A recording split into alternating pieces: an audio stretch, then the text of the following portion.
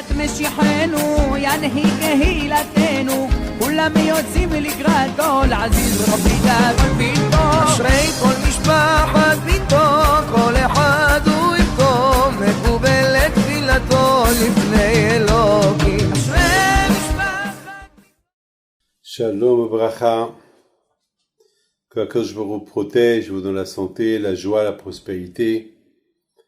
Be'ezat Hashem, à partir de maintenant, pendant quelques jours, nous allons nous préparer pour la grande Hilula de Rabbi Haim Pinto Alav Shalom, le 26 Elul à Essaouira. Cette année, malheureusement, on ne peut pas la faire comme on a l'habitude de la faire chaque année, mais chacun va la faire chez lui à la maison. Et Be'ezat Hashem, on va tout faire pour avoir quelqu'un sur place le jour de la Hilula de Rabbi Haim Pinto pour qu'il prie pour nous. Be'ezat Hashem. Mes amis, alors, qui était Rabbi Haim Pinto Alav Shalom?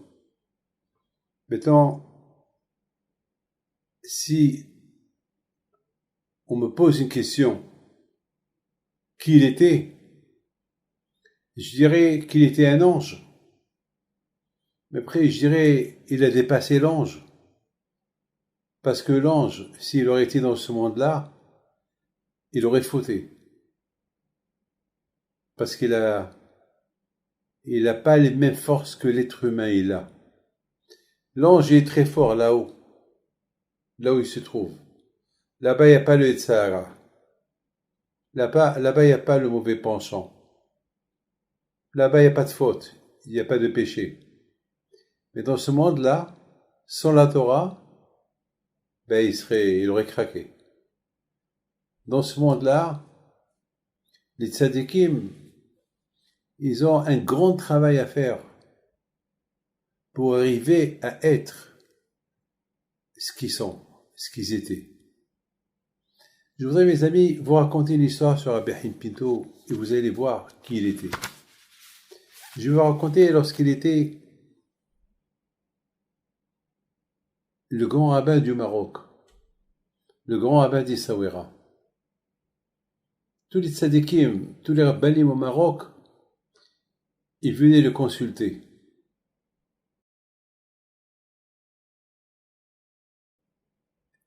Il y avait une fois deux voisins, et ces deux voisins-là, ils avaient un problème. Un était pauvre, un était riche. Et c'est quoi le problème qu'ils avaient? C'est qu'un jour, le riche, il voulait agrandir sa maison. Alors il a mis ses yeux sur la maison du pauvre. Et qu'est-ce qu'il a fait? Il a falsifié des papiers, soi-disant qu'il a acheté la maison du pauvre. C'est grave ça, très grave. Aujourd'hui, c'est pas facile de falsifier aujourd'hui, mais à l'époque, c'était facile de falsifier. À l'époque, il n'y avait pas de cadastre, il n'y avait rien du tout. À l'époque, il n'y avait pas de notaire, il n'y avait rien du tout. D'ailleurs, j'ai beaucoup des papiers, j'ai beaucoup des reçus, et de Rabbi Haim Pinto, lorsqu'il avait de l'immobilier qu'il vendait, qu'il achetait, qu'il revendait. Rabbi Haim Pinto, le grand était très riche. Très riche. Il était tellement riche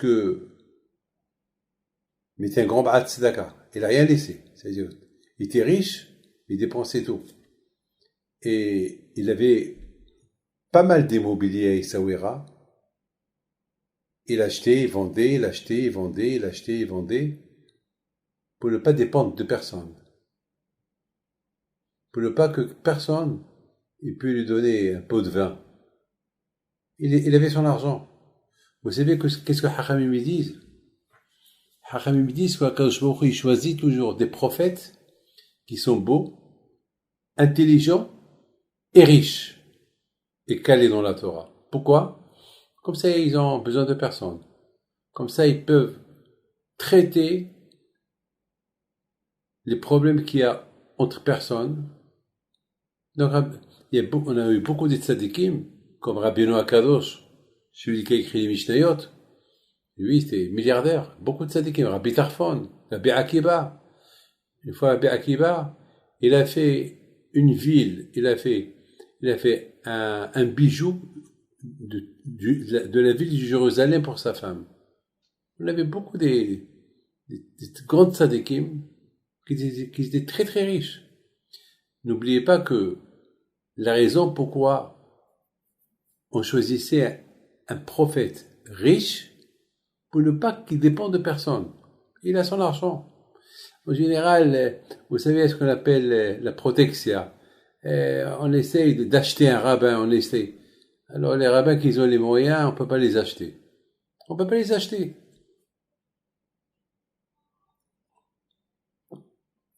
J'ai plein de papiers de reçus de Rabbi Haim Pinto alav shalom.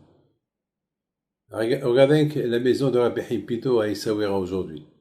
À l'époque, lorsque moi je suis né là-bas, mais je me rappelle à l'époque, cet immeuble-là, qu'elle appartenait à Rabbi Haim Pinto, jusqu'à maintenant d'ailleurs, et c'était à l'époque, elle coûtait très très cher. Aujourd'hui, elle coûte rien du tout, mais à l'époque, elle coûtait très cher.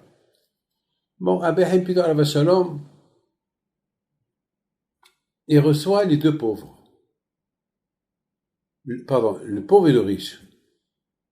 Et le riche, il dit à Rabbi Haim Pinto, ce pauvre-là, ce monsieur-là, il ne va pas dire pauvre, ce monsieur-là, il m'a pris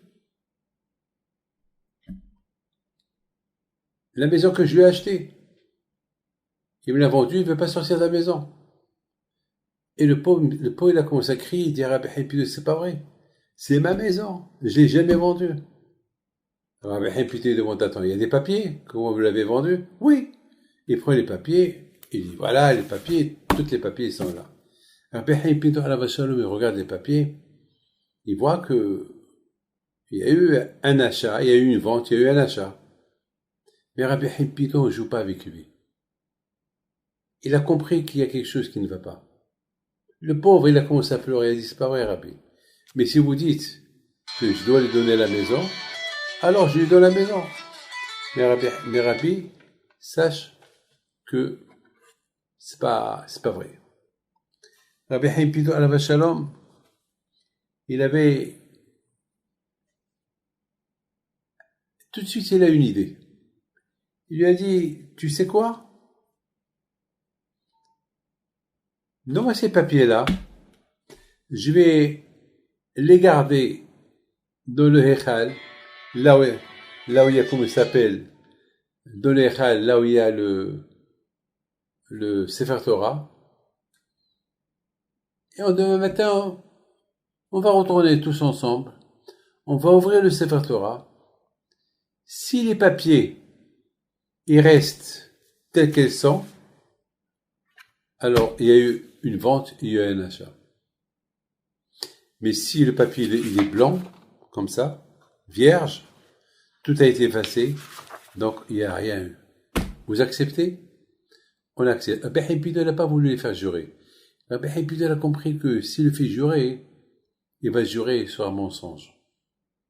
Il a compris, c'est parce que, vous savez, mes amis, c'est écrit dans la Torah, que lorsque on a un problème, on va chez les rabbanim et c'est les rabbanim qui traitent ce qu'ils disent, il faut le faire. Si tu dis sur la gauche, droite, sur la droite, gauche, il faut l'écouter. Bon, ils sont partis.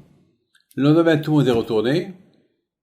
Et Rabbi Haim Pinto, il dit aux pauvres et aux riches, les deux, ouvrez le Echal, l'arche de la Torah, ouvrez. On va voir est-ce que le papier, il est toujours écrit ou effacé.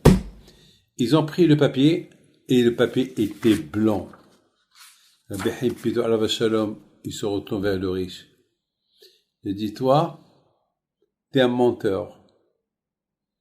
Avoue que tu veux lui voler sa maison. Si tu n'avoues pas, Hachem, il va te punir. il va te punir maintenant.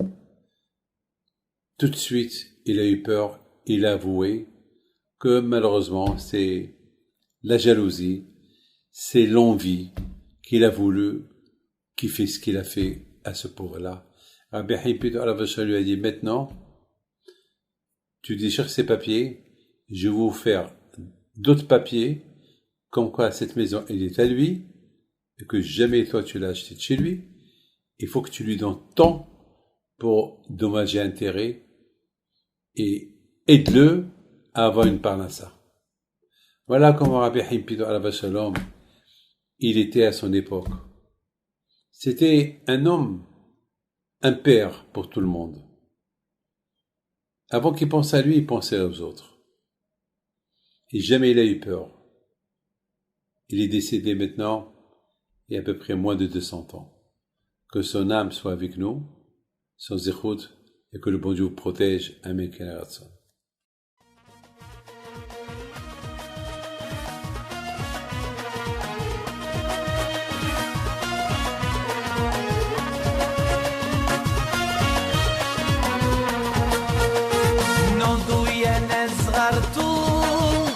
على ربيع حيم بنتو وقف لنا زي خو